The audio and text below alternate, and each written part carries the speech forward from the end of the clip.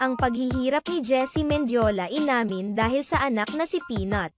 Isiniwalat at inamin ng actress na si Jessie Mendiola na nahihirapan siya ngayon dahil sa kanyang anak na si Baby Peanut. Inamin ng aktres sa kanyang Instagram stories na nahihirapan siya ngayon dahil may mga nagbabago na sa kanyang anak na si Baby Peanut.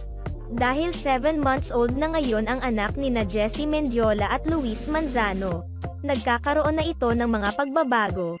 Halimbawa na lamang nito ay ang pagbabago ng sleeping patterns ng bata.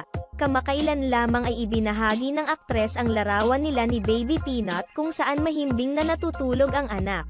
Pag-amin ni Jessie, "It's kind of tough when the baby is going through regression. Or worth it kapag nakatulog na at humihilik pa. Right moms?"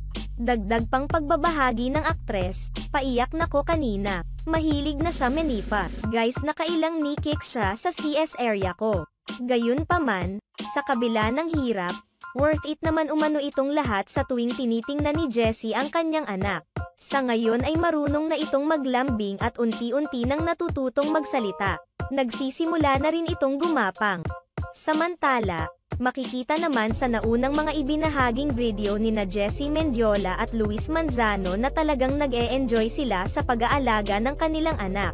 Bagamat 7 months old pa lamang ang anak ni na Jessie Mendiola at Luis Manzano, hindi maikakailang marami na itong mga tagahanga dahil sa angking kakutan nito na nagmana sa kanyang mga magulang.